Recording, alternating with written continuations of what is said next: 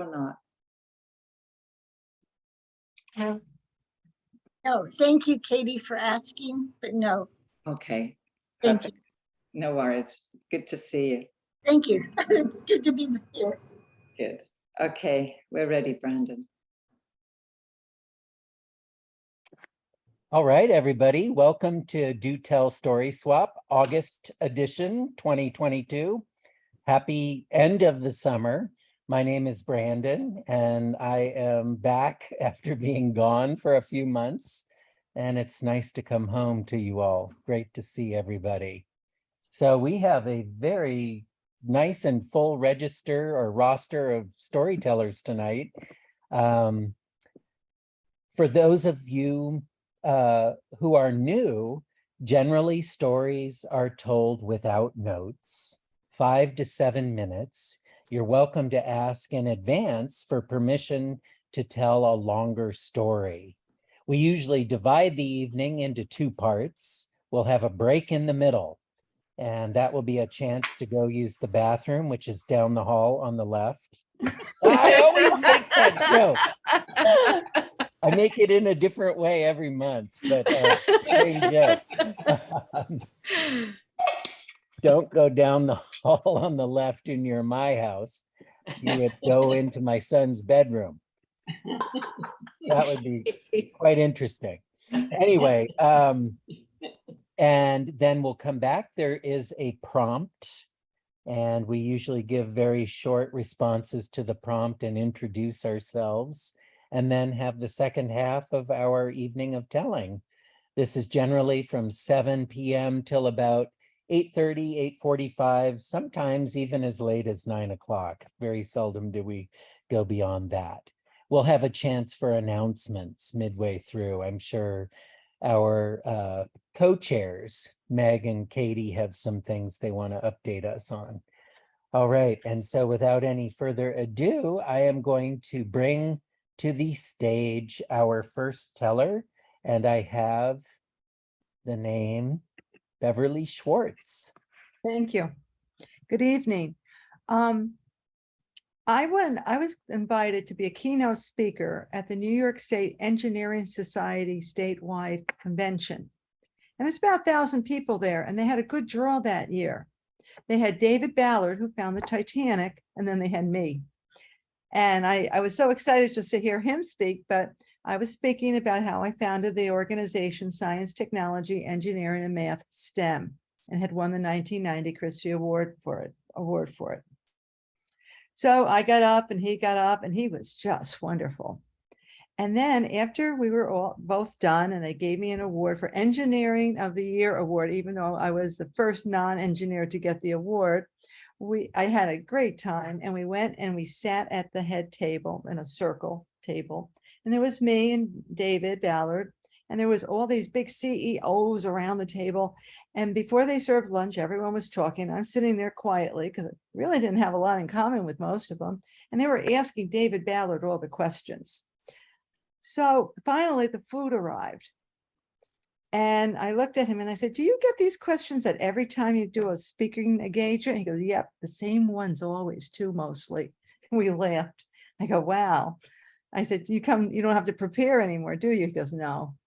And I said, well, I have a question. He looked at me and I said, it's something that has nothing to do with, engineering and other things that you were asked today. I said, did anything interesting or scary or strange or weird ever happen when you were trying to find the Titanic and then you found it the day of you found it? He looked at me, he said, boy, no one's ever asked me that question before. In fact, there is a story. And he looked around, come a little closer. I'll tell you the story, but I'd rather not have anybody hear it. So we went shoulder to shoulder, and I looked at him, and he looked at me, he goes, well, in the little, submarine that goes down, there's one window, and we had flashes of lights, going out so we could see the bottom of the oceans and where we were going because it's so dark there. And we knew we were coming to some kind of shipwreck because there was items on the floor of the ocean. And to tell, we knew the era of things that we would see, you know, what chairs would look like, you know, anything that would maybe have fallen down and when the ship sank. And there we started seeing things, and they were in about the same era as the Titanic. And we saw the water that was going around some kind of object, because when things sink, there's a stream of water that picks up anything that fell down with the ship, and it goes around and around forever around the sunken ship. So I'm looking at the window and I'm saying, oh, we're getting closer and closer. You know, I was getting a little excited. As a scientist, it would be great if this was the Titanic. And all of a sudden, whoosh, a doll's head came floating by the window, and it stopped and looked at me. It was a porcelain doll's head, and the eyes went up and down, up and down. And I got this funny feeling in my stomach. And all of a sudden I realized, you know, I've been so geared towards the scientific part, I never thought of the real people that went down. This was a little girl's doll, which may have gone down with her. And she died, and maybe her family and relatives. And the doll she might have let go, and the head was taken off and is going around the ship forever and ever. Whoosh went the doll, and it was gone. Oh no, he said. Oh, I hope this isn't a bad omen for us.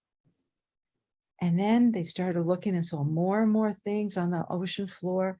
And they were getting more and more excited, because these were just the era of things that they saw that would have been on the floor. And then whoosh, the doll's head came by again. And this time, just once, and whooshed away.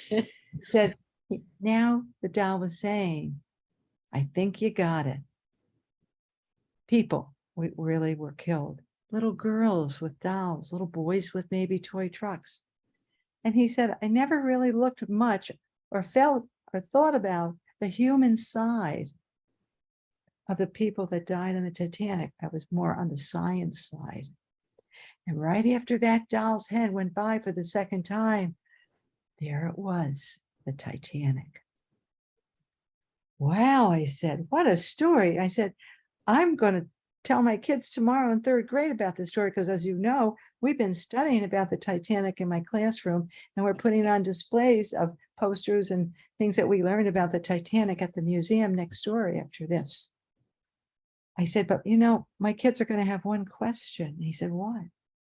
I said, were there any skeletons? He laughed, no, there weren't any skeletons. So we started eating our lunch, and everyone was looking at us because we were like shoulder to shoulder, head to head. And I think they got curious what we were talking about. Well, after lunch, everyone said goodbye to him. And I stood there waiting to get, and thinking that he could give me an autograph for my class. And I said, do you think I could have an autograph for my class? They won't believe it. And a picture of you, maybe someone could take a picture of us. So we had a picture of the two of us. And he said, give me a plain piece of paper. And he wrote us a letter, dear class, there's Miss Schwartz's class, and he signed it. I was so excited. And I said, thank you so much. He goes, well, thank you for allowing me to tell you a story I very seldom tell people.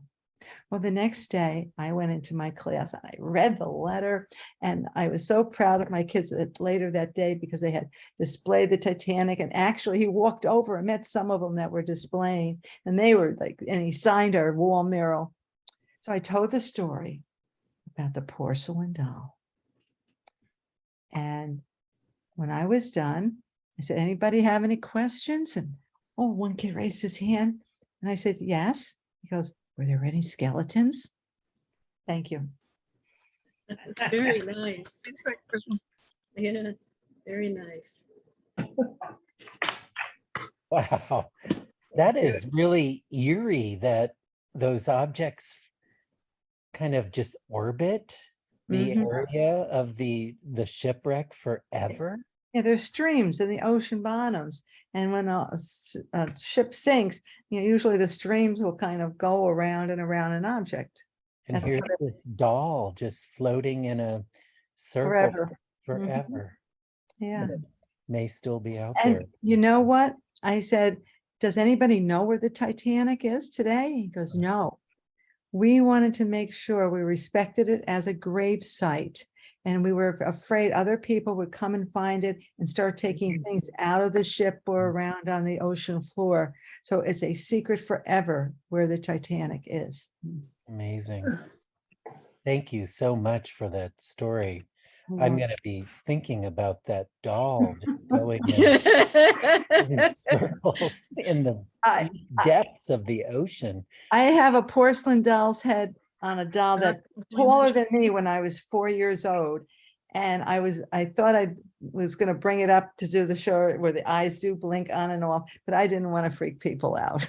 Oh my God, that would Have have a doll really like stayed that. with me. That would have done it. Wow. Well, thank you. Thank you so You're much. welcome. Thank you for letting me come and tell my stories. I have Oh, really enjoyed yeah. your group tremendously this year. It's nice to have you. Thank you for that. And so we have a newcomer to Do Tell. And Edgar, we're so happy to have you. And you're going to start out with a bang by sharing a story, I hear. Thank So you. everybody, please welcome our first timer, Edgar Ryder. First timer, take it a little easy. All right. So it's kind of a work in progress. It's a fable. I kind of made it up a little bit. So based on experience, it's called Seafood Surprise Fable. And there are 7 things in this. There's a young man, a dinosaur, a cheeseburger, a convenience store, and a kitten in a can of seafood surprise, which is a kind of a seafood. Okay, so anyway, let me just go into it. Many, many moons ago, there was a young man who was very hungry and spent his time in the alleyways looking for food and looking through the garbage cans all around. His hunger pains were getting fierce over time. He just was doubling over in pain, looking for any kind of food. And he looked up to the distance and something was running towards him really fast. And he was like, "What's that?" And suddenly he realized it was a 20-foot tall dinosaur. And the dinosaur runs really fast over to him. And of course, he's petrified. He's afraid. And he's cowering a little bit because he doesn't know what's going on. And so the dinosaur gets a little closer and he sees something in its claw. And the dinosaur hands him a cheeseburger. The man is perplexed. What is going on here? Is this a trick? Is this dinosaur just going to devour me as soon as I go for this? But I'm awful hungry. I'm so hungry. So he lunges for the cheeseburger. And the dinosaur looks at him and just walks away. Well, over time, the young man doesn't understand this, so he sleeps every night. What does this mean? What does this mean? For years and years and years. And he begins to get better and more healthy, and he gets a job. He's doing well. He's eating a lot, and he becomes an older man. And as an older man, he's walking down this alleyway, and he sees a little kitten, and the kitten's looking up at him, just like that, just like the dinosaur. He was looking at the dinosaur, and now he's wondering, oh, to this kitten, I must be a giant. So he sees that it's hungry. So he goes to this mystical place down the road. It's called a convenience store. And he purchases a can of seafood surprise. And he comes back. And over time, the kitten is very scared and very worried, very worried. Who's this giant? The same way. But he realizes he's giving back now. And so he gives the can of seafood surprise to the cat. That's my story.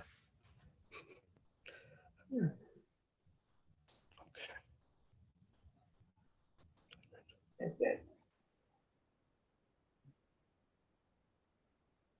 My favorite part of that was the dinosaur rushes him and then stops and hands him a cheeseburger. And the man is perplexed. I love that. I would be perplexed. Perplexed is a great word right there. Thank you so much for that, Edgar. That was fun.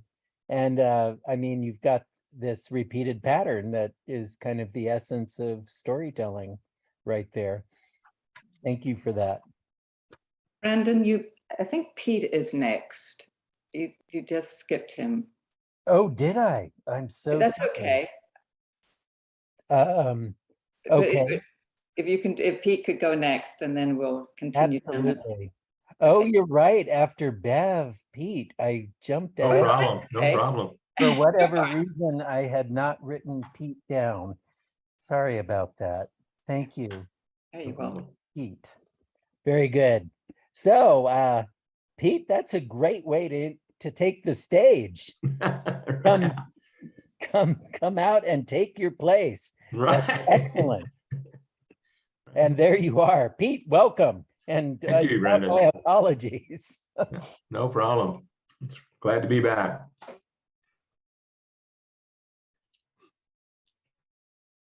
I was dealing with two problems. The first is that I was preparing for a marathon in Dallas in about 8 weeks, and I was a member of a marathon team. So we all had committed to a training schedule. This week, I had to get in 35 miles to keep up with my other team members. My second problem was I had to keep my bar necklace around my necklace and all the way down to my waist. So you see, my wife and I, Pat, decided to go on a great vacation. We added Tom and Susie. We graduated from the Air Force pilot training. Tom and I had just gotten our wings, and with the help every day of both of our wives and all four of us decided we want to blow it out. You know, this has been a really tough year. So let's find this crazy place. And so we did, and we looked around and we found something called Club Med. Never been, didn't know much about it. So we said, let's do that. And so we booked this place down on the Yucatan. This was 40 years ago. So it was very isolated in those times. When we got at the airport, it took us like 30 minutes to get to the resort, which is out on this beautiful peninsula. Club Med at this location everything was included in your price, all the amenities, all the food, except for your alcohol. And so if you wanted alcohol, you had to buy beads. And those was called a necklace bead. So you kept this thing all the way around, you know, you really need to keep that in good shape. So we were having a great time. But now it's back to my first problem, which is I got to get some miles in. So everyone else is sleeping. I get up the next morning and I find this little path the day before out of the resort and runs up on this bluff right next door. And it's just absolutely gorgeous. There's the Caribbean over here. And as far as being like 4 or 5 miles over here, it's all jungle and a bay out there. It's just beautiful. And I'm feeling good. The tequila didn't have any effect on me that morning. I'm doing good. And so I start running and I find that this little path goes up a bluff. And it's just gorgeous. And I keep going and I'm running. I'm starting to loosen up a little bit. And after like maybe a mile, the path turns down into the jungle area. And so I say, well, you know, let's keep going. So I just followed the path and I run around, and it starts to get a little bit cooler. And then after maybe another half a mile or so, there's this barbed wire fence across the path. And it said in like 4 languages, do not enter, do not enter. It's a barbed wire. It's just big enough. So I said, geez, you know, I got 35 miles. I got to keep going. And there's no one around here. So I jumped over this barbed wire fence and I keep running. And so I'm running along and it starts to get a little cooler and cooler. And the more I ran, I'm starting to get into the vegetation around me, and the iguanas and everything was really throwing this place. And all of a sudden, in maybe another mile or so, I come to another fence that says, do not enter, forbidden, you know, whatever the languages were. I knew I wasn't supposed to be doing this. So, but I said, wait a minute, you know, there's no one around here. I'm starting to visualize myself with my endorsements. I'm starting to say, man, I'm running for Montezuma. I'm taking a message to Montezuma because this is his territory, right? So I jump over the second round and I keep running and running, running. And of course, it gets more and more beautiful. Don't have the time to describe how beautiful. You've all seen jungle, I guess, but it's just gorgeous. And so I'm going further along and it's colder and cooler. And so I think it's really, so I slow down, I stop walking, I walk around this corner and I am shocked to see it's ruins, it's Aztec ruins. There's like 6 or 8 buildings there and there's no one or signs or anything. And there's moss all over everything. And so I'm saying, wow, how lucky am I? I'm gonna climb on these things and try to figure out, what can I figure out what is this? So I climb up this pyramid and I'm looking around and all of a sudden I hear this sound behind me and I don't think I ever took another breath because I turned around and looked down 20 feet and there's a Mexican police officer. And he's starched, very professional, a hat and uniform, and he had a gun on his hip that went halfway to the ground. And so I said to myself, oh my God, I am standing here in my jogging shorts and shoes, basically my underwear. I don't speak the language. I have nothing from Club Med to identify that I came from there. I had no identification. I don't speak the language. I am just terrified because I've heard things about foreign jails and I don't want to know anything about them. So I walk down to this guy and I get right in front of him and I get close to him and he walks around me and looks at me. And so then he gets up and walks up in front of me. I'm scared to death. He opens his pocket, opens his pocket and he pulls his card out and he reaches to hand it to me. And I'm saying, oh my God, these are the rules. These are my rights. This is the end. And I looked at the card. It was in English, but I couldn't make any sense. What does this mean? I looked at it and then I looked at it again and finally I figured out. He wanted me to teach him how to sing the melody to Your Spanish Eyes. Your Spanish eyes, blue lies are stung or whatever. And that's what he wanted from me, but he could tell I was not going to teach him anything. So he looked at me and said, get out. And so I ran the 5 miles back to Club Med in the fastest time ever. When I got home, no one would even believe me, but it is all true. Thank you.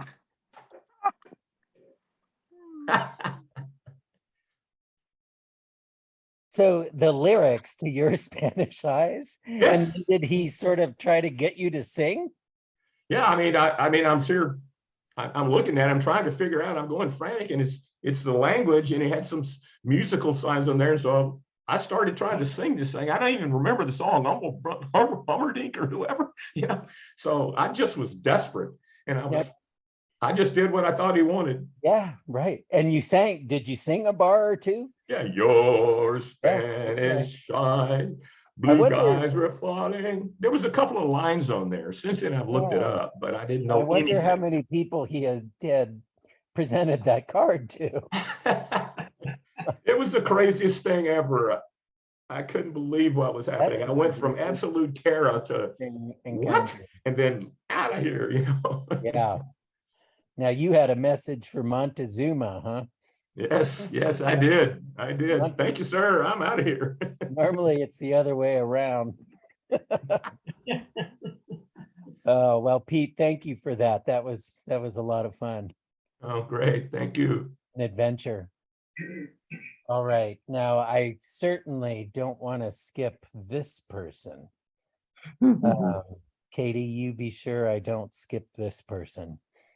Elaine Stanley, founder of this swap. And so let us bring her to our stage. We're in for a treat. Thank you, Elaine. Great to have you. Thank you. Thank you. Well, I'm telling a story tonight by request. Somebody in the group requested this story. So I'm telling a tale of tales. It was long, long ago when the earth was still new, even before the two-leggeds walked the earth. And it was full of wonderful animals that could all kind of communicate with each other and get along and live a pretty peaceful life. And then the word went out across the land that there was to be a big party, Well, all the animals heard about this party, but most of them didn't care. They didn't want to go. The lions, the tigers, the lambs, the cows, the cockatoos, they all heard about it, but they didn't want to go. All the birds of the air and the fish of the sea heard about it. They didn't want to go because you had to be a real dog to want to go to this party. For it was a dog party. It was for all the dogs in the world. Well, there was one animal who was very put out, and he loved parties and thought he should go. I love parties, he said. I love parties. I want to go to this party. I mean, after all, look at me. I have ears kind of like a dog. I have a nose kind of like a dog. I have a tail kind of like a dog. Or it was Coyote. Well, Coyote said, I'm going to go to this. I'm going to this party. I just need to learn how to bark. So he started practicing. No, wait a minute. No. Well, in a few weeks, he was barking pretty good. And all the dogs that ever heard him thought he sounded pretty good. And they said, wonderful, come on to the party. Well, Coyote started running down to where the party was supposed to happen. And out there in front were all those big hot dogs standing around that were running the party. They saw Coyote coming and they went, something's wrong here. And Coyote goes, hi, I'm here for the party. I'm here for the party. And they said, well, you look kind of like a dog, but no, you don't smell like a dog. Coyote goes, oh, I ran really fast. I sweat. Maybe I stink a little. I'm sorry, but I go to the party. Yeah. So the hot dogs out front said, well, okay, we'll let you go to the party, but you've got to work. Work? What do I have to do? They said, well, you've got to be in the coat room and take all those coats. Coat room? He goes, oh, yeah. With all the dogs in the world coming to this party, there's not enough room for all those coats and tails wagging this way and that. Oh, no. Everybody's got to take their coats off, check them at the door. Coyote says, but I still get to go to the party. Yes, you go to the party. So Coyote goes into the coat room and pretty soon those dogs start coming. And for hours, those dogs came from over hill and down dale. They came in, there were the skinny dogs, the fat dogs, the furry dogs, the hairless dogs, the hairy dogs. They were every color, size, shape, and cut that you had ever seen of a dog. And there's Coyote taking all their coats and hanging them up in a coat room that was probably, bigger than 15 football fields with poles with hangers on them. And he was hanging coats as fast as he could, and the dogs were going into the next room. Well, pretty soon there were no more dogs coming in, and Coyote was standing alone in a room full of coats. And he was very upset because all those dogs were in the next room having a wonderful party. Oh, they were eating and drinking and laughing and singing and dancing. And Coyote goes, this is no fun. I'm not having any fun. When somebody came out with a plate of food for him, brought him some drink and some food, and he still sat at a little table by himself, taking a drink, chomping a few goodies here and there, thinking, what am I gonna do? This is no fun at all. Just then he leaned over and his paw slid down one of those coats and the tail came off in his hand. Huh, look at that, says Coyote.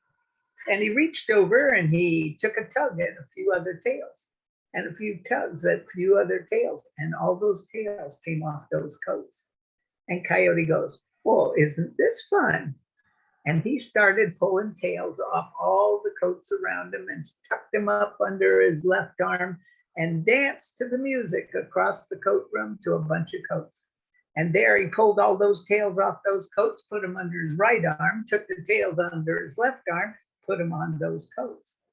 And the rest of the night was spent dancing and singing around the coat room as he changed every tail on every coat. And then it got late. And those dogs were doggone tired, and they came and got their coats at the coat room and walked off into the night. And when the last dog had left, Coyote turned out the lights, walked out the door and went, I can't wait for tomorrow. Well, tomorrow came, and those dogs awoke. They stretched and they kind of moved around, and they didn't feel quite right. They just didn't feel quite themselves. And so it has been from that day, long, long ago, to this very day. When dogs meet on the street, they have to sniff each other's tails to see if that dog might have their tail. They do.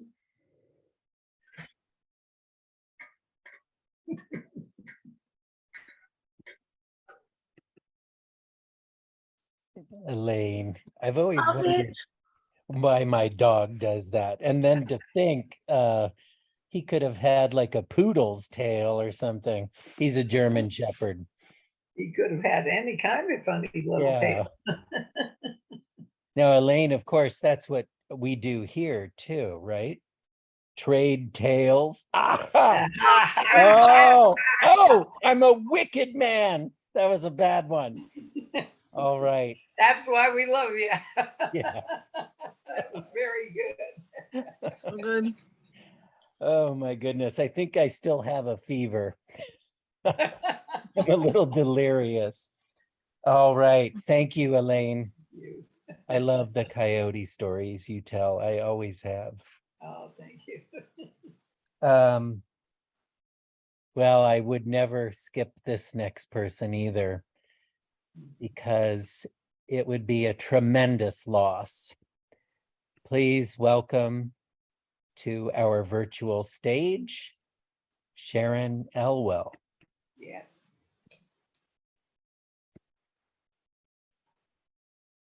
There we go. Sometimes people think that volunteering at the reception desk in the hospital might be a boring task, because you sit there and watch people ask the same questions over and over. Which way is the lab? What time does the cafeteria open? And there's not much to do, but it is the opposite of boring. One day, one beautiful Sunday morning, I was sitting at the desk when a woman came up, and she was frantic. She was carrying a gorgeous orchid in a pot. And she looked so distressed that as soon as I saw her, I said, "What's wrong? Can I help you?" And she said, "Somebody gave me this." Somebody gave you a beautiful plant, and that's not good? Good. It's terrible. It's the worst thing that ever happened to me. Do you see the soil in this pot? Do you think that's ordinary soil? It is not. It is specially formulated. Do you think you can put this plant anywhere? You cannot. They have to have bright light, but not direct light. In the daytime, they want to be 70 to 80 degrees, but at night, they want to be 50 to 60 degrees. So if you don't have a room with that much temperature variation, you have to move this plant every single day. Do you think you can water it on a regular schedule? Well, you can't, because it has to dry out completely after each watering. And if it gets too dry, it will start to die. And if it stays too moist, it will start to rot. You have to check it every single day. And this plant is so susceptible to disease and to infections that you can't even trim it with the same shears that you use for your other plant. It's so much responsibility. I just can't do it. And she began to actually cry. So I said to her, "Why don't you just leave it right here on the counter? And probably someone will come by who just loves to take care of orchids. Oh, what a relief. Thank you so much. I am so grateful. What a weight has been lifted. And off she went, happy as could be. Well, all day long, I'm watching for someone who looks like they want to adopt an orchid. But nobody paid any attention to that plant. They all had problems of their own. Where's the lab? What time does the cafeteria open? Nobody wanted orchid. And I was getting worried at the end of my shift because I didn't want to take that orchid home with me and learn how to do all those things either. And I was really getting a little nervous when a little woman came in. And when I say little, I mean she could barely see over the counter. And she walked up and said, "Do you know how much I hate this town?" "You hate a whole town?" "Yes, it's so badly laid out.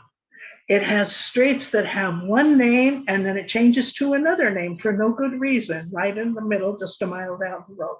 They have unexpected one-way streets that send you off in another direction. I live less than a mile from here and I have been driving for an hour just trying to find my way to this hospital. I hate this place." "I'm sorry to hear that. Are you new in town?" "Very new. I recently moved here from Hawaii." And she said, "Oh, I loved it there. I had everything I could ever want. I had a beautiful patio full of gorgeous plants, things as lovely as that orchid right there." I said to her, "What would you think about taking that orchid home with you? It needs someone that knows how to give it special care." She grabbed that orchid, put her arms around the pot and said, "I'll take it with me right now," and started to the elevator. Well, she hadn't gone 3 steps when she turned around and came back and put it back on the counter. She said, "That's ridiculous. I'll leave it here while I make my visit and I'll get it on my way out the door. There's no need to carry it with me." So off she went, but she hadn't gone 3 steps before she turned back again. And she said, "No, because somebody might come and take it. I can't have that happen." And she grabbed it again and off she went with her orchid. So you see, it was a very good day at the reception desk. I love that any one of those 2 characters separate would have been horrible, but adding 2 horribles together and in one really positive experience. Amazing. Thank you, Sharon. Always a pleasure to have a story from you.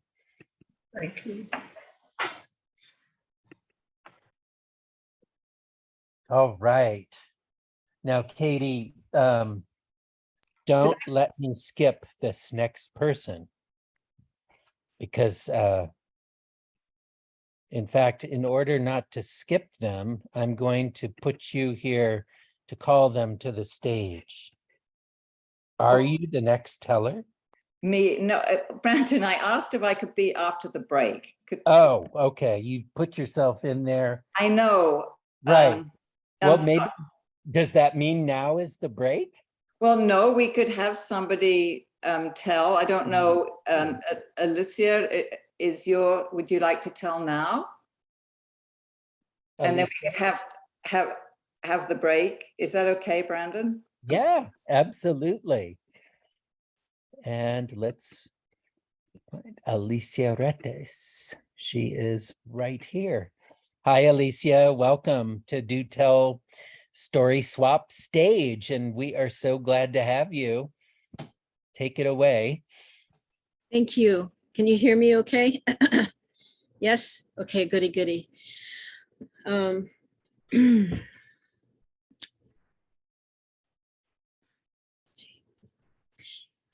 Born August 21, 1921, And growing up in the Depression era, my mother, Alice Effie Johns Retes, flourished into many roles.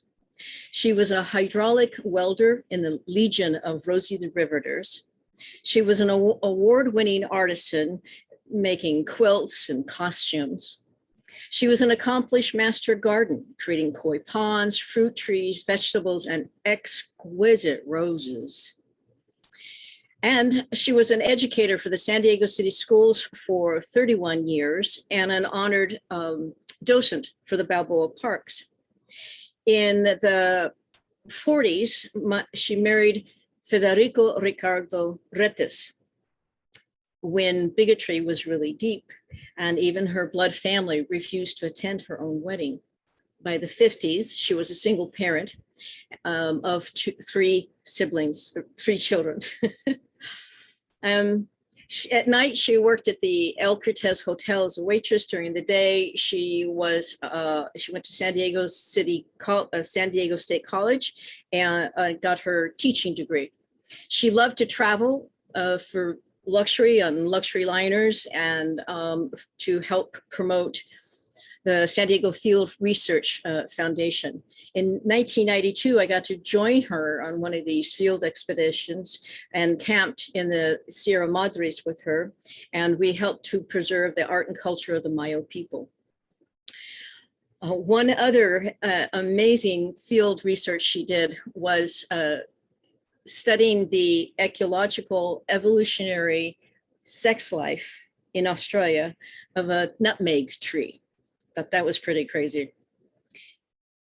She kept a refrigerator on her, she kept a magnet on her refrigerator that said life without music would be a mistake. She loved to play the piano and to sing, and so this is how my tribute to her will begin.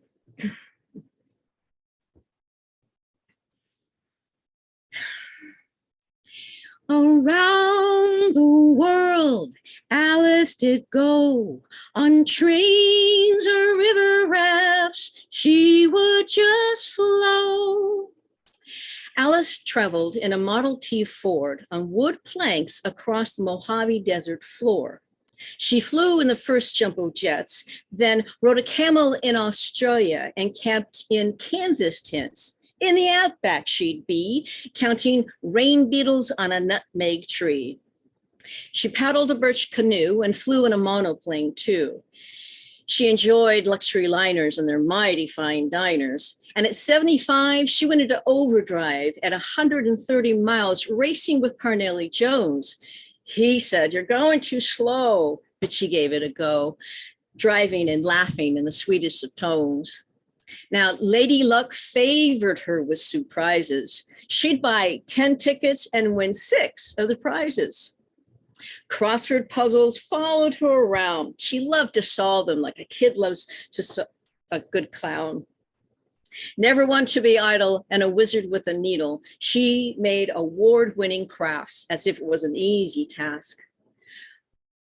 Water skiing, swimming, tide pooling, boating. Her love for the ocean was big, no fooling. Sharing it with children was simply a must, and she did it without a fuss. To the seashore, she would drive them in her little yellow Dodge Dart wagon, exploring the tide pools and the marine life inside them.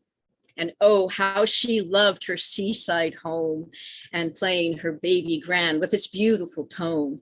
Now, her ruby red roses were stunning, and it was nice sitting on the lawn just sunning. She hosted wonderful parties for family and many a friend. Such good food and live music, we wish it would never end. But really, it doesn't, you see, because the spirit of Alice is in the hearts of you and me. Oh, she's in the heavens, flying and singing with every star. Oh, Alice. She's on the greatest adventure by far.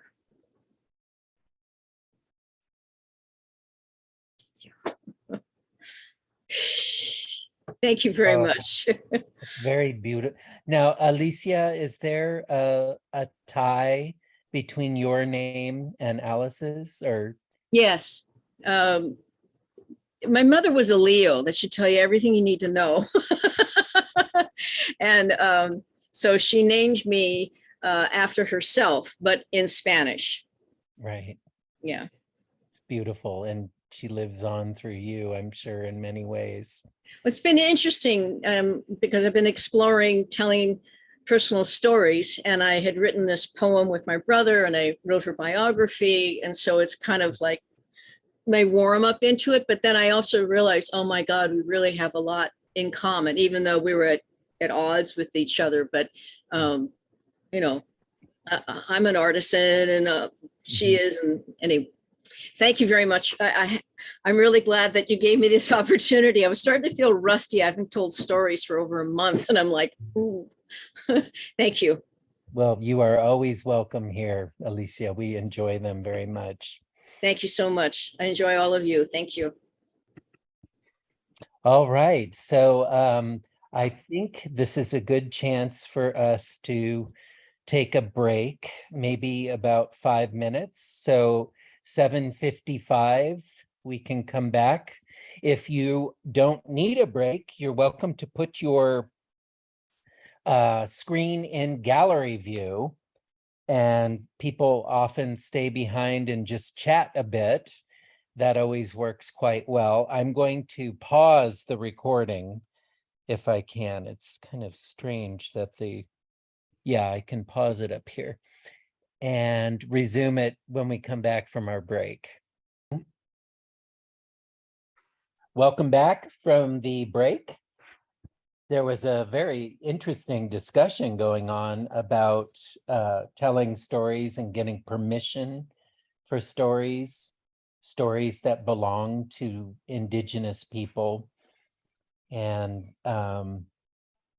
anyway, that was nice to listen in a little bit. Some wisdom being passed on by Elaine Stanley. But welcome back to the second half of the Do Tell Story Swap. Now, this is the point where we like to introduce ourselves to one another. And if we were in a physical place together, we would stand in a circle and go around the circle.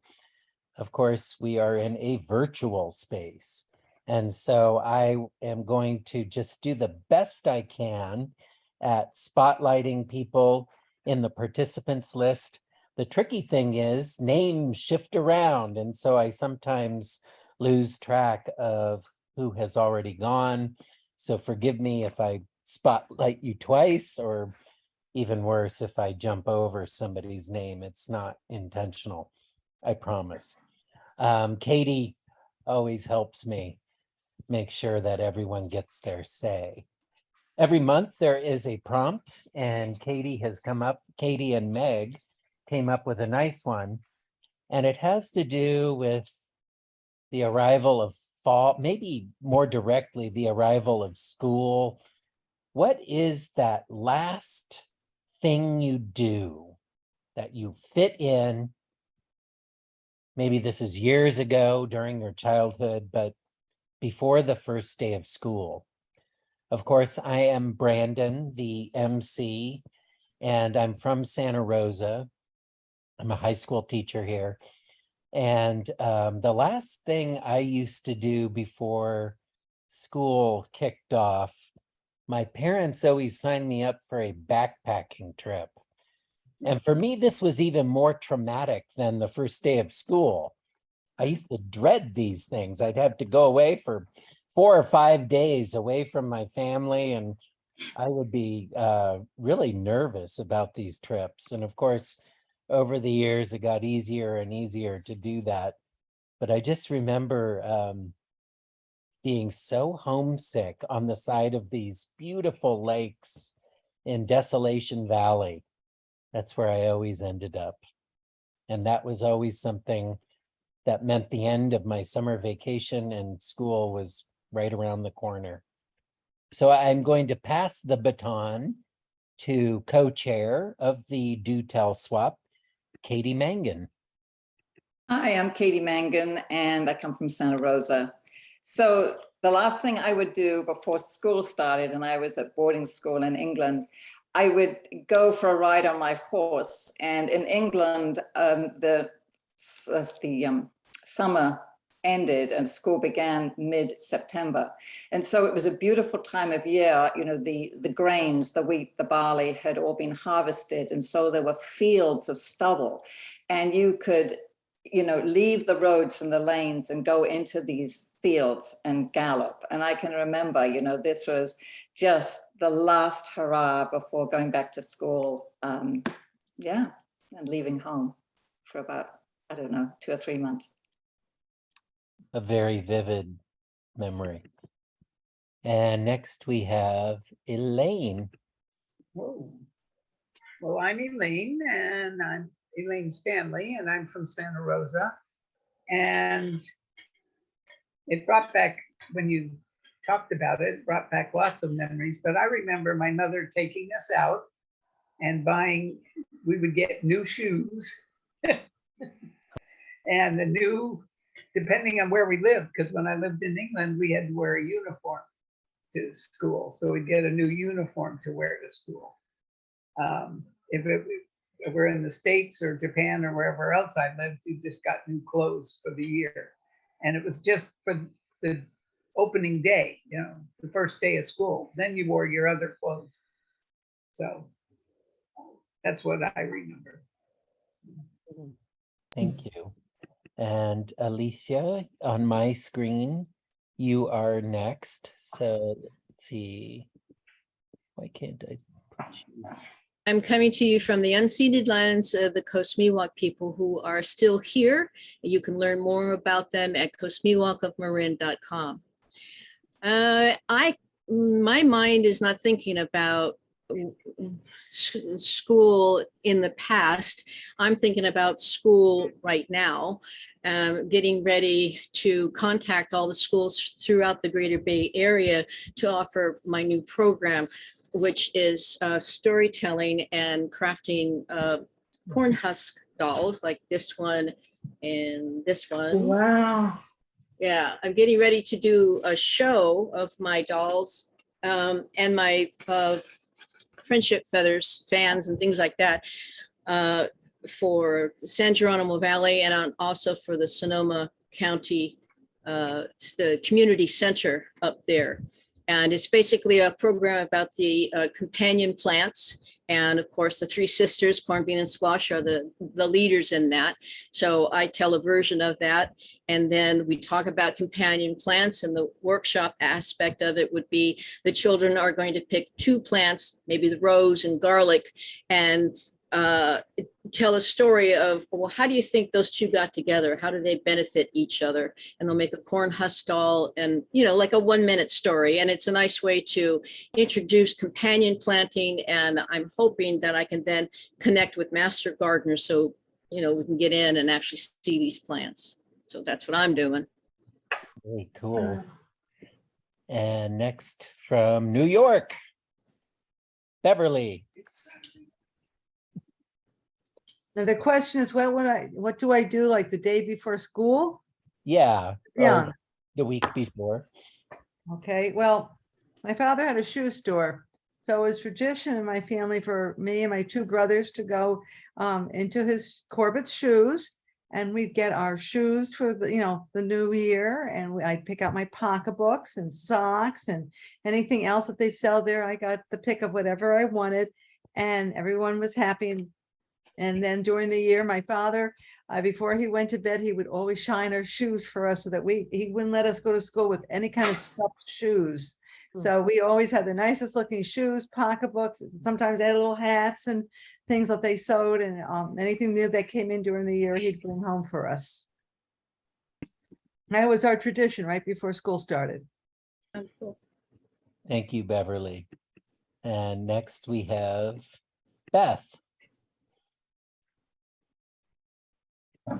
Oh, you're muted. Okay, my name's Beth, and I live in Sebastopol, and we've been here. We built our house in 1976. So I don't know where time went, but it has. And, you know, I've been retired for a while as a teacher. I was a special ed teacher, and I enjoyed that very much. But every year in Sebastopol, we have an apple festival, on the Gravenstein Apple Fair. Of course, many of the apple orchards are long gone, but it would always be that fair before I needed to be ready for school. And in those days, before climate change got a little bit warmer, the amaryllis, those naked ladies, would come up. So every time I would see those, I would know it's time. Have to gear down and get ready for school. And now this year I get to go. I would always be envious because my friends would go backpacking, and I would, school would be starting. I couldn't go. So the last many years I've been able to go backpacking in the Sierras, and I think this might be my last one. One of my friends is 82, and I'm going to use the back of the mule as a support system. It helps with the 35 pounds. So anyway, delighted to see you all. Good on you. Thank you, Beth. And next we have Vicky. Hi, Vicky. Hey there. Pretty much what Elaine said about getting new clothes, a new outfit.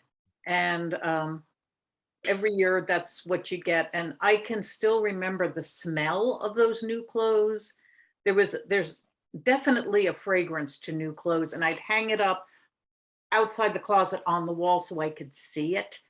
And the new shoes right there, and the new socks, and the whole 9 yards. And it was just, yeah, it was every year the same thing. New gym clothes if I needed them, and a new outfit and new shoes. Mm-hmm. I love that. The smell of, new Yeah. clothes. Sharon, are you in Washington? I am. I'm up in Washington where it is cloudy and cold. What I remember is I grew up in Mountain View, and we went to San Francisco to shop for school clothes. And going into the city in those days was a big deal. You had to dress up. You wore shoes and socks and gloves, and it was an adventure to go into the city, because the big stores, Emporium, iMagnet, Macy's, those big stores were up there. So it was a big trip. And then all the way home, you worried about, what if I got the wrong stuff and nobody's going to have the same things, and I'm going to be the only one wearing this kind of outfit. And it was a traumatic, traumatic beginning to every year until you saw that. Everybody had pretty much the same thing. Thanks, Sharon.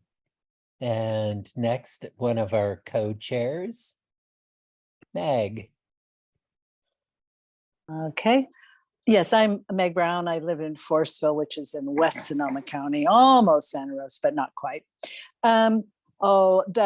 Just before school started, that was an annual trip up to see my grandparents in Boulder City, Nevada. And we were living in Phoenix, Arizona. So it was a little bit of a trip. And I had 4 cousins up there, and I had 3 siblings, and my grandpa had a boat, and he had skis. So we could go skiing and swimming in Lake Mead. And of course, it was beautiful then, full of water. And, it was just the way of kind of closing out all the fun that we had had all summer long, because we had a gang of kids at home. We had a gang of kids at grandma's and grandpa's, and all the stories and all the things that, and my grandma could just cook up the best food, and it's just lovely. And then we would come home and it would be the same, and we'd go to school again. And of course I did like school, so it wasn't so bad. Yeah, that's what we did every year. It was like a big summer blowout at the end. Yep, the end of summer. Let's have fun, and then buckle down and get to work. Very cool. Wonderful. Next up, Vina. I'm Vina Breifogel. I live here in Pengrove, but I didn't grow up here. I grew up in Las Molinas, which is a town that did not even have 1,000 people until I was about ready to move out. And the streets, there were just like 2 streets had sidewalks. And we kids just ran wild during the summer, and we ran barefoot.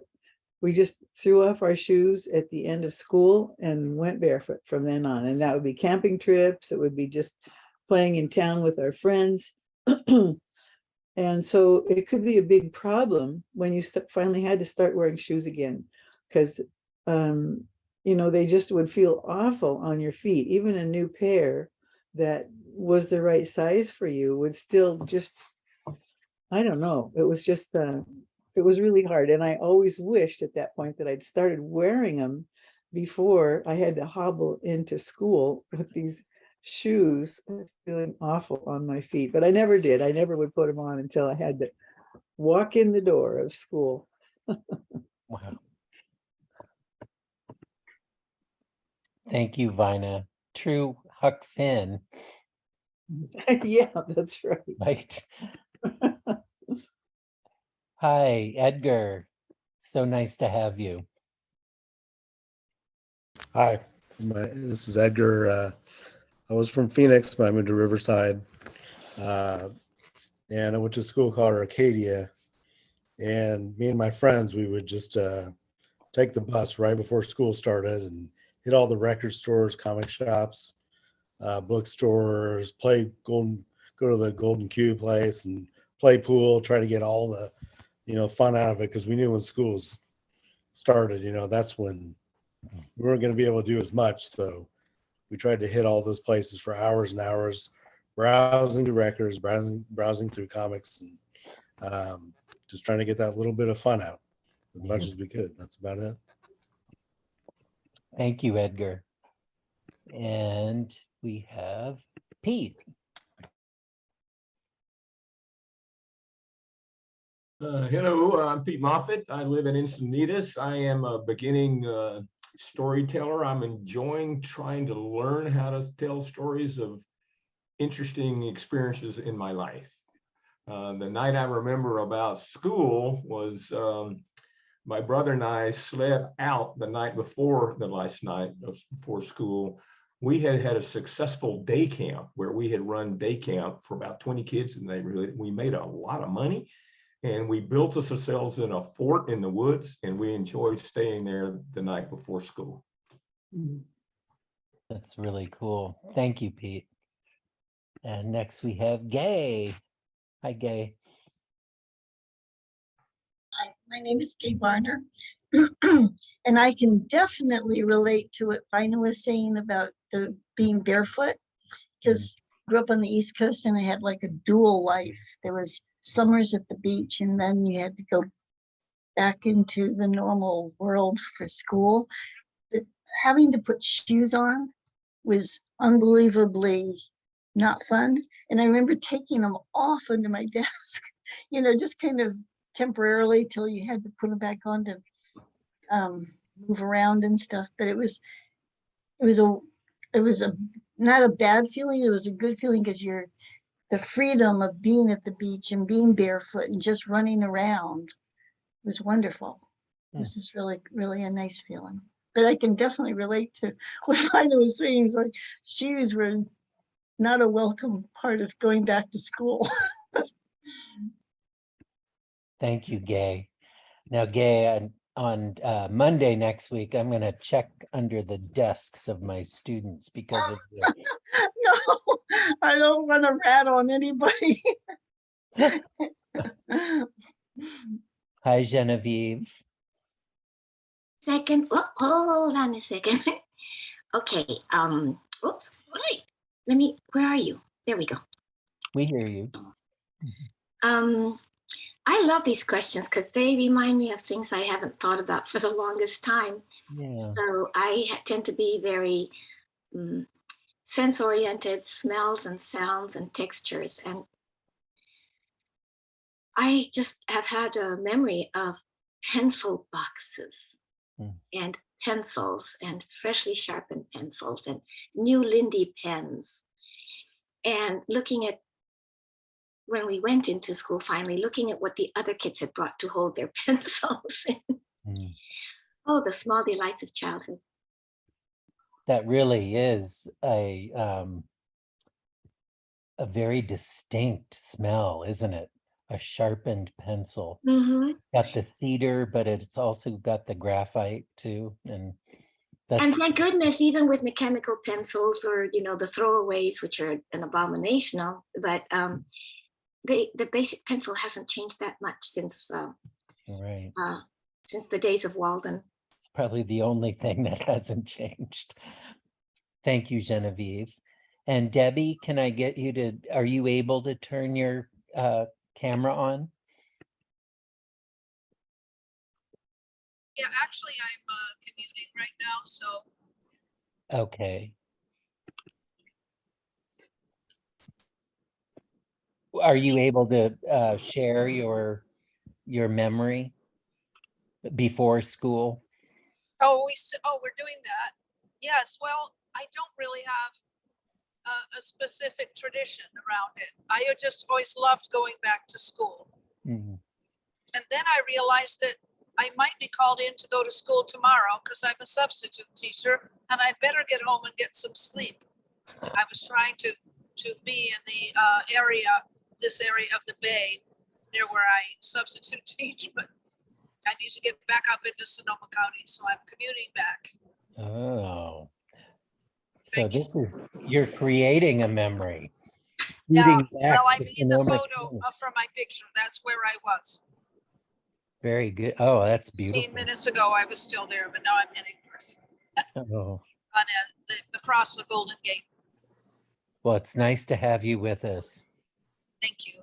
It is always good to be here. And Katie, has there, That's everybody. You got everybody. amazing. Yeah, you're brilliant. Right. Well, I'm going to give you the spotlight because I suspect you might have some announcements, either you or Meg. I can certainly I think it's put Meg Meg. up there with you. I'll let you Meg have. has some announcements, I think. How about Hello. Hey, I love to do the announcements, Brandon. They're fun. I just have a couple tomorrow. No, not tomorrow. Sorry. Wednesday, August 17th will be genre storytelling, and they are, it's at 7 to 8:30. You register through SAC. Very easy. Do register if you're a member of SAC. It's free. So it's a wonderful set of stories that really great to watch and to take in. And Katie is going to be telling, so that'll be a treat always. And so I would encourage you to look into the genre stories. Also, the topics for the next, I think through the end of the year at least, have been posted. Ed Lewis, who runs the genre storytelling, has posted up the different themes that they'll be having. And so I will be putting those up on the website so you can check them out. If you are interested in being a teller, you can contact usually Katie, right? Well, she's muted, but Katie, yeah? And she can put in your nomination to Ed and get you on the roster. So, don't forget. Contact Katie if I'm interested. How do you, oh, that's a good question. You want to actually, Bev, is that you? Yeah, I want to do a personal. You can, and you can, personal stories, we can go ahead and submit your name. Oh, They were looking, are they full up? Do you know, Katie? Yeah. They are, yeah. They usually fill up about 2 weeks before, but take a look at it. Send me an email through the Do Tell email, okay? And I'll be sure and pass that on, and we'll get you set up with one of the topics. I sent, what's your email? My email? Just do it. It's Do Tell Story Swap at sonic.net. Do Tell Story Swap. At sonic, SONIC.net. And you're Katie.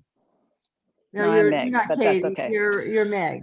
Right. Right. Okay, so But I'm gonna that's fine. email you that and let you know what I'm, you'll, Okay, and Awesome. check either the SAC website or our website so you can see what the topics are. There's some really good ones coming along, folk tales and all kinds of things. So that'll be Okay. fun.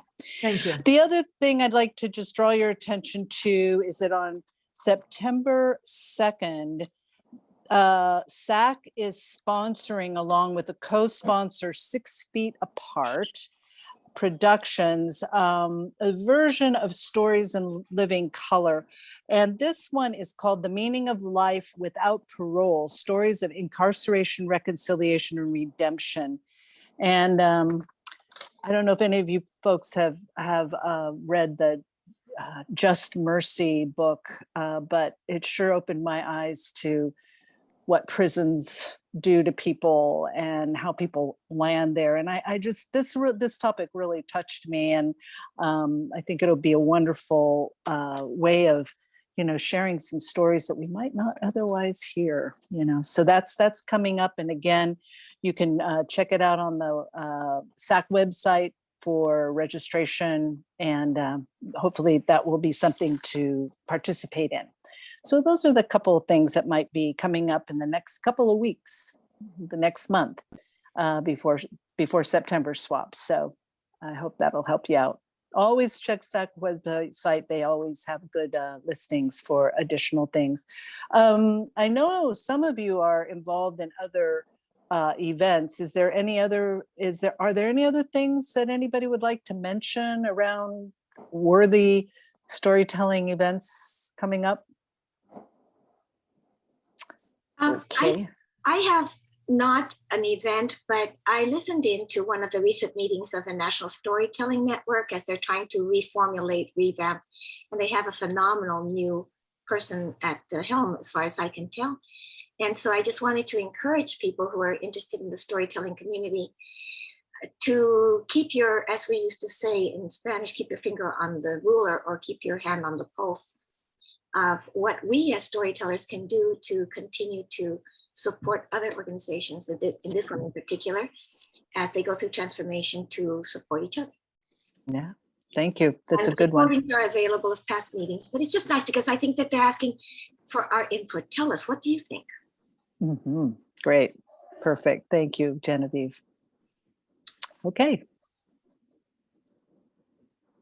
So we mentioned a few of the other organizations.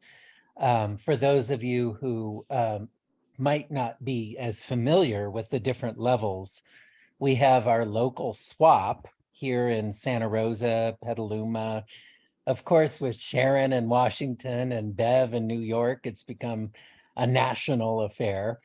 But the next level up, I think you can sort of think about it this way, is SAC, the Storytelling Association of California.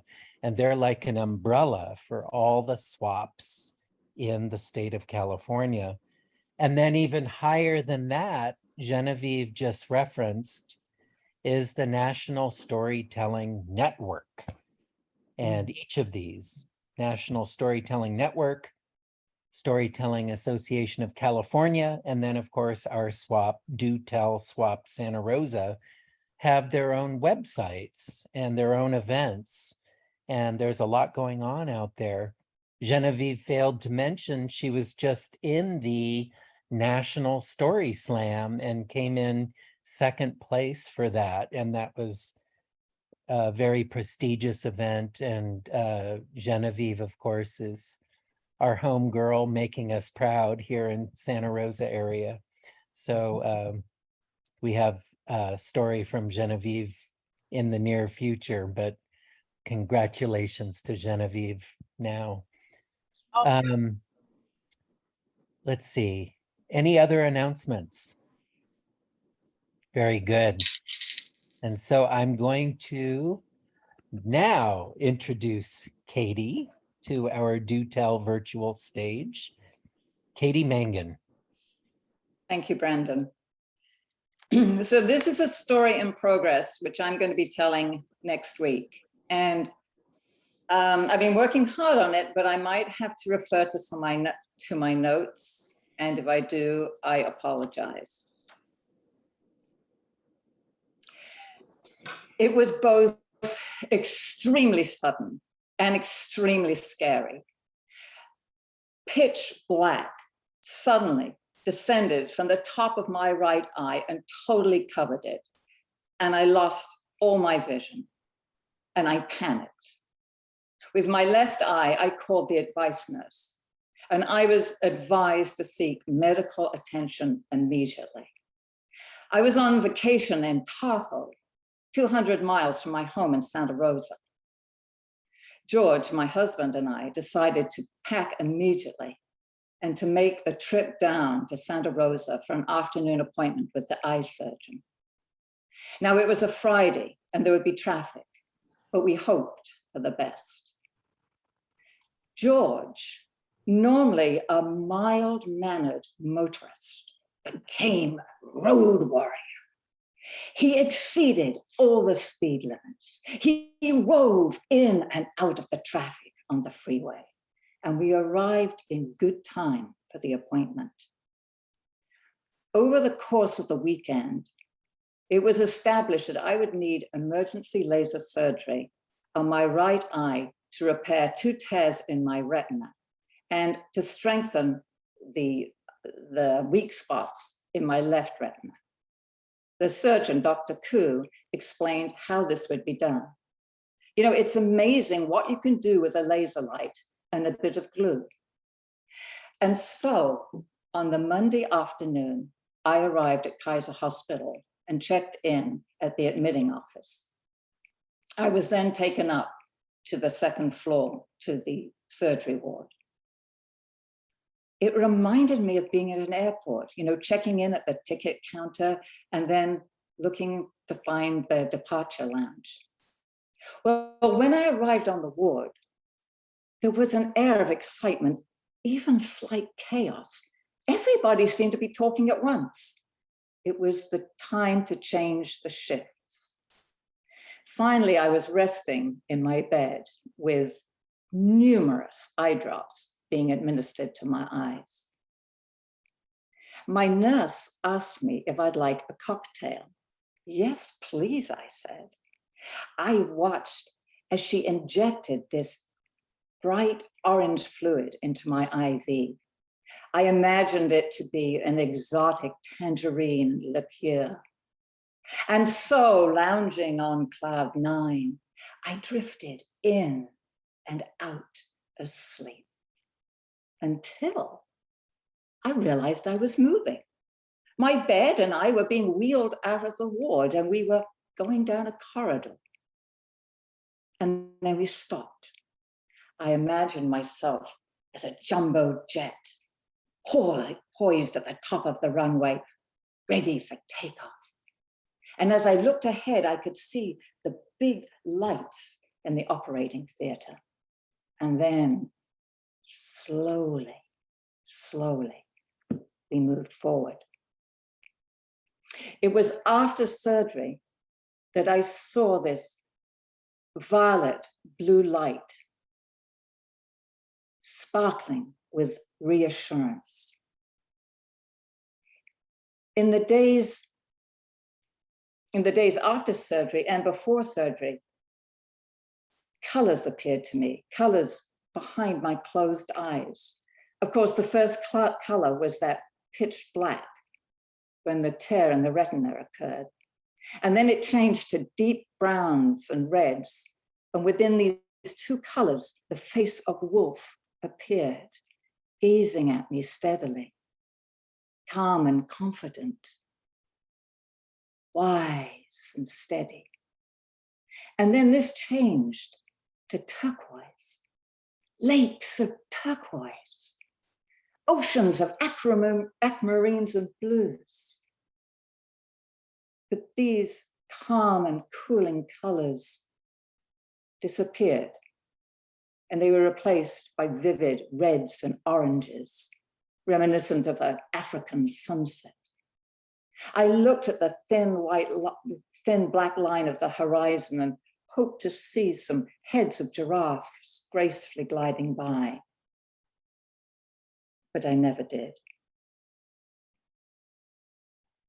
A week after the surgery, I had a checkup. I was excited as a kindergartner when I recognized with my right eye the letter E. I fairly shouted out those letters as the lines got smaller and smaller and smaller. Sorry. It will be a full 5 weeks of recovery. 3 more to go. And my days have been spent in patience, in sitting quietly, in going deep within. I have gratitude for the surgeon, Dr. Koo, and the staff at Kaiser.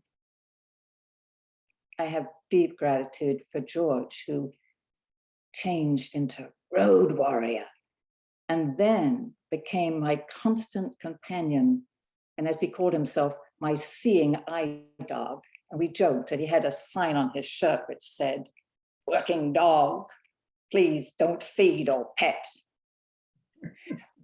But lastly, the deepest gratitude to the colors for this magical and mysterious journey from pitch black to light and to sight.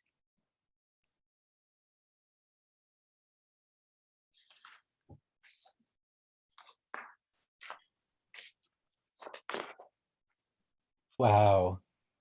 Katie, I mean, that's a very different kind of story for you to tell. It's very powerful. Just as George made his transformation into a crazy road warrior, you've told this very personal inward story. Thank you very much for that. You're welcome. I'll bet George could whip up a bright orange cocktail for you. I think so. It was very good. Wow. You're going to knock their socks off at the genre tales next week. Yeah, well, I hope so. Thank you. You really will. Thank you, Katie. Is that going to be personal tales? Yes. Yes. Yes. Perfect, Katie. And Sharon was very generous. Sharon was signed up to do this story. And I wasn't going to tell a story about my surgery, but I decided I would, and I started working on it. And Sharon very kindly said, "You must tell this at the genre stories." And so she wrote to Ed Lewis and asked if he would make the substitution. So I'm deeply grateful for the chance to tell. Thank you, Sharon. Oh, Sharon, that's really, and I agree with you. I think it has to be told. Yeah, I think so too. Everyone needs to hear that story. Yeah. I totally It was a agree. good story too. Frightening too. Yeah. Really well told, a good story. Well, we're in for another good story. On my list anyway, unless I'm skipping somebody, Vicky Ness. I loved the colors, Katie. They were beautiful. Really cool.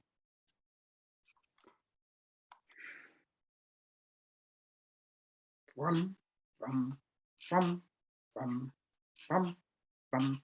Here they came. The squirrels were marching. They were up on their hind feet, marching a haughty step. Forward they went, their little glass bead-like eyes piercing forward, their jaws set in determination. Forward they went, their little forepaws up over their heads, holding crystalline glass trays that sent shards of light and color everywhere. And each squirrel had on his tray a treasure, a piece of chocolate, a child's drawing, a bit of cheese. Here they came, from. Forward they went, tens of them, hundreds of them, thousands of them, as far as you could see, marching squirrels. Where were they going? They were going toward a shrine. It was golden and serene and still. And there was a humble opening that you could see right through a gently undulating candle flame that somehow made the shrine glow with a sort of sacred peace. And that's where the squirrels were laying all their treasures. The squirrels, you see, and that's when Izzy woke up and found her nose 6 inches away from the ugliest wallpaper in the world. And it all came back to her. She's a loser. She's 31 years old, 2 failed jobs and a failed marriage. So she came into her brother's town to move in with him and his wife and his 4 kids, thinking, well, I'll just get an apartment real quick and a job. Well, apartments weren't that easy to find. And consequently, 2 months later, her stuff was still stowed in the garage and she was still stowed in the guest bedroom / office. So in the morning, before anybody else got up, she would roll out of bed, get to the bathroom, get out of the bathroom, and be spooning cereal over the kitchen sink, looking at the autumn morning. By the time the family rumbled and tumbled and mumbled out of bed, shuffling toward the bathroom, shuffling toward the coffee maker, Izzy would be, bye, see you when I get back, see you tonight. And she'd be gone. And there she'd be on the bus, riding, stopping, riding, till she got to her temp job. Now, the cubicles that they usually reserve for temps is the worst one in the office, and hers was no exception. The air vent was right over her head, and so consequently, every hour or so, she would hear a deep grumbling, rumbling, a tick, tick, tick, tick, tick, and all of a sudden, the blast of air would cause a good half a dozen of her hairs to stand up and do a sort of repetitive zombie dance. And her face bleached by the computer screen. Thick, thick, thick. Oh, okay, that has to be scanned. Thick, oh, right outside the window, the office window, there was a blue jay. It was Cobalt. And it looked at her, bobbed its head twice, and flew off. Ah, it was beautiful. Cobalt in the city. Who sees those things in the city? Thick, thick, thick, thick. Scan.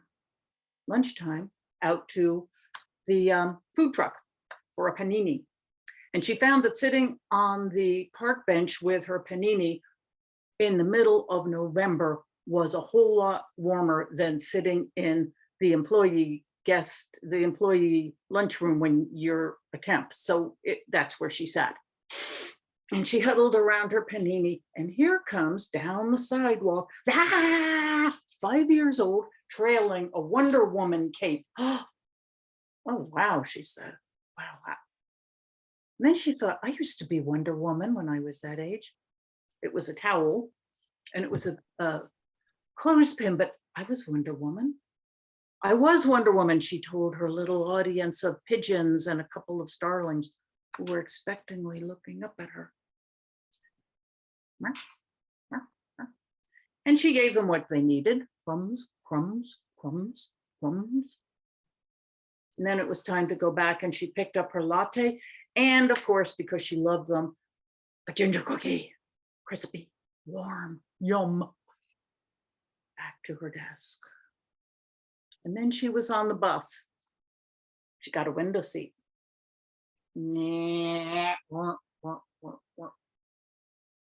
There were black winter bare branches right outside the window. And behind that, a pale opalescent platter of a full moon in the very earliest of fall evenings.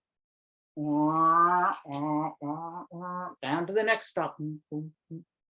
The leaves were dancing under a sputtering street light, as though they were all in concert with each other.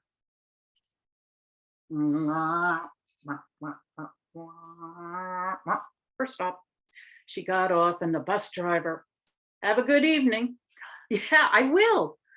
Thank you. You have a good evening too. I'll see you tomorrow, she said. She got off the bus and thought, that's the only friend I've got in town. He's such a nice man. And home she went to her brother and sister-in-laws. And that night, sitting in her bed with her phone, texting, emailing, saw a blue jay in town. I can't believe they come into town. There was this little girl. She was Wonder Woman. I used to be Wonder Woman, little winking smiley face. But around her were these terrible voices that kept saying, "You're a loser.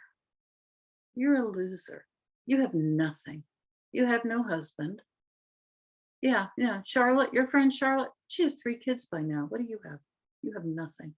And the voices kept going around and around in her mind. "You're a loser.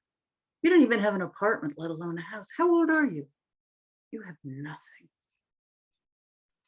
And that's how she would go to sleep at night, pulling the covers up and sinking into sleep the way water sinks into a sponge. And gone. Thump, thump, thump, thump, thump, thump. Here they came, the squirrels, on their hind feet, a haughty step, little beady bright eyes looking straight ahead. And over their heads, holding their cut glass trays, each with a different treasure. This one, a blue jay feather. That way, over there, a ginger cookie. All of these wonderful things. Oh, an opalescent moon. And here they all came, tens of them, hundreds of them, thousands of them, each with a different treasure. Walking, forward they went to that shrine. What was that shrine? What was that? There was a shrine. It was golden, and it had a flickering, undulating candle, and it was serene, and it was somehow deeply sacred and seemed to glow. And the more she looked at it, she suddenly recognized that shrine. It's called gratitude.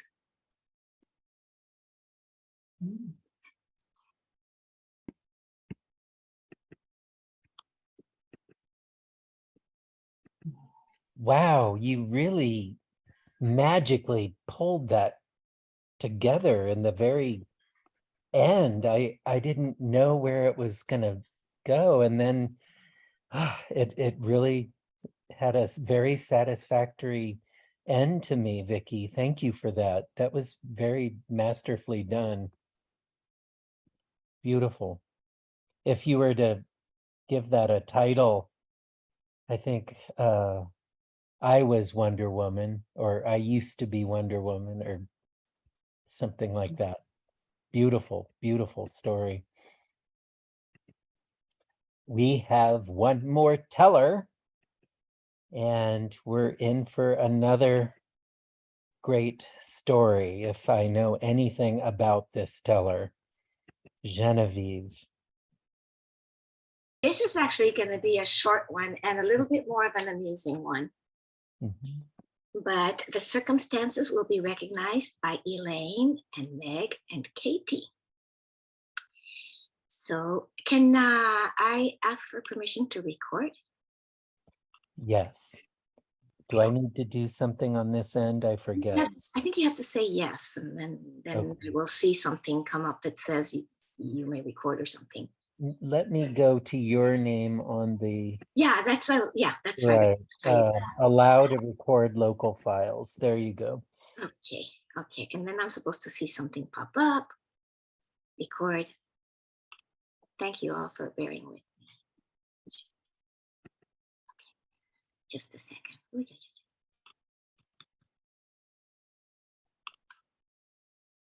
Not too long ago, I went to a moving memorial service.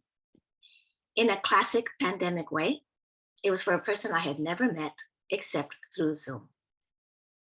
She was the 97-year-old mother of an equally wonderful woman who helps direct a local story swap that I love. Both are fabulous storytellers. I always look forward to the prospect of hearing the mom tell tales and recite poems. She had a bright spirit and a mischievous side to her as well. Though I was short on time, I run a quick errand an hour before the funeral, returned home, and decided I'd better very quickly change into something nicer than my jeans and top. I did so. Then I headed off to St. Paul's Episcopal Church in Healdsburg, that is in a lovely century-old building. I walked to the front of one of the empty pews that was toward the front. In the pew behind me were two friends from the storytelling community who smiled and nodded as I discreetly slipped in. Most of the others were members of her family and of the congregation, all unknown to me. Right around the middle of the service, I reached behind my back to feel for the ties that are supposed to be threaded through parallel loops on my long sleeveless dress. I didn't remember having tied them into a bow when I had hurriedly changed. The ties weren't there at all. Ah, But I did feel something underneath the fabric of my frock. Uh-oh, the ties, all in a bunch. I checked other parts of my dress along the seams on either side of my body and down at my hem around my feet. The seams and the hem were fully revealed for all to see. Sure enough, I put my dress on inside out. We were in the middle of the consecration, a most inopportune time to go looking for a bathroom or maybe a tall shrub along the walls of the church outside behind which to change. Besides, the Spirit had blithely whispered to me, "Naked you come to this earth, and naked shall you leave." And in a more worldly tone, "Why make a fuss over something like this? You're among good peeps." Then I swear I clearly heard the voice of Bobby McFerrin. "Don't worry. Be happy." So I let myself become immersed in what turned out to be a lovely, sacred service. A reception followed the service. The exit nearest me led conveniently through a passageway to a door that opened onto a hallway that in turn, before spilling out into the church hall, directly led to another door in the center of which was a most welcome sign: women. I went in, flipped my dress inside out, put it back on, making sure to make a snug bow with the ties this time. Then I stepped to the sink to wash my hands and pin up a stray strand of overgrown bangs. On the counter to my left was a simple framed print bearing the drawing of a calmly crouching cat, black, a scattering of stylized flower petals, red, and an auspiciously appropriate message in imitation Shuji Japanese calligraphy. It said, "Blessed are we who can laugh at ourselves, for we shall never cease to be amused." If anyone else in the room full of people sampling sweets and savories amid their expressions of sympathy had noticed the results of my scramble to get dressed that morning, they kept it to themselves. I'll make an effort to leave more time to do things right in the future, but I have a hunch that I'll nevertheless always have a reason to never cease to be amused. In every life we have some trouble, but when you worry, you make it double. Don't worry. Be happy. Beautiful. Oh, Genevieve, thank you. I'm sure Mom has heard that story tonight, and she is just laughing and having a lot of fun with you. And you know what? She would have understood completely what happened. Thank you so much. Oh, was that for Mary's funeral memorial? Yes. Oh, beautiful. Oh, that's wonderful. I will keep that in my heart. I had fun with that one. Yes, I imagine. And I am, by the way, wearing the dress, and there are the ties. Yay. Excellent. That's great. Well, let's bring up our tellers. We have had a lot of tellers, a lot of wonderful stories, funny, touching, gripping, insightful. It's just amazing, all the different notes that are hit over the course of a swap. It never ceases to amaze me. Go. Let's see. Wow, Lisa, I Alicia? know, we still have other colors. So I'm Yes. going to take myself and Edgar. yeah, let me remove myself so we can get more people up here. Sharon, Alicia Vicky, Alicia. We need Alicia. Here. and Edgar, our new addition to our swap. Edgar with his story about that can of seafood delight. And I mean, if you, do I have everybody? I think you hope- do. I Hang hope on. so, because otherwise I can't spotlight anybody else. But as you look at these faces and you remember the stories that were told, you see the range that we hit tonight, and it's just so amazing. Yeah, I've it been really is. away for most of the summer and I got back a week ago, but I have to say, I don't really think I felt like I was home until tonight. Mm. So thank you all for another Thank you, Brendan. wonderful Katie. Yeah. swap. It really Thank you is all. a joy to be here with all of you. And I hope everyone has a wonderful month of August. And if it's anything for you like it is for me, it will suddenly be our swap again, and it will be September. Good night, everyone. Good Good night. night. Ben. Thank Happy you. healing, good healing to both, to all of you, but especially to getting through COVID and for your surgery. Yeah, absolutely. Yeah, Love to wonderful. all. Thank you, Night. guys. I'm gonna turn into a pumpkin. It's gonna be 12. Bye. Take care, everyone. Bye. See you next month. Bye.